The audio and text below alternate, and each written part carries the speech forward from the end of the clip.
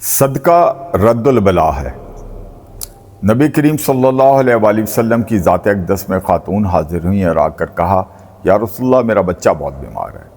آپ نے اسے تلقین فرمائی، بی بی جاؤ جا کے ایک بکرا صدقے میں دو۔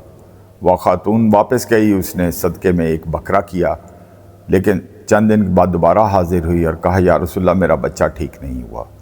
آپ نے دوبارہ اس کو فرمایا، جاؤ ایک بکرا اور دو۔ وہ گئی، اس نے دوسرا بکرا دیا، حتیٰ کہ وہ چھٹی مرتبہ بھی واپس جب آئی نبی پاک صلی اللہ علیہ وسلم کے پاس اور اس نے آ کے بتایا بچے کی صحت جو ہے وہ ٹھیک نہیں ہوئی، طبیعت ٹھیک نہیں ہوئی، تو آپ نے فرمایا پھر کو کہ دوبارہ جاؤ اور جا کے ایک بکرا اور صدقے میں کرو۔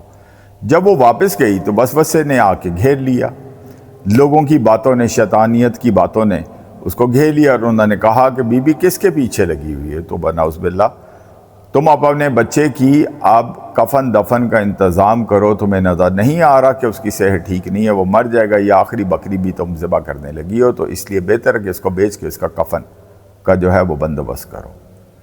وہ خاتون ان کی باتوں میں آ گئی۔ کچھ عرصے کے بعد اس کے بچہ دنیا سے چل بسا۔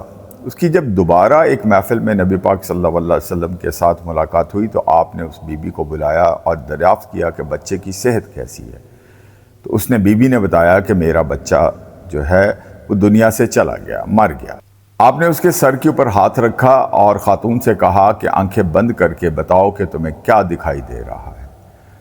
تو خاتون نے کہا کہ 6 بکروں کے منہ میں بڑے بڑے اژدہا نظر آ رہے ہیں، اور 7ویں نمبر پہ ایک اژدہا کھڑا ہے جس کے منہ میں میرا بچہ ہے۔ تو آپ نے اس سے پوچھا، کیا تم نے 7واں بکرا جا کے خیرات میں صدقے میں نہیں دیا؟ اس نے کہا، یا رسول اللہ نہیں دیا۔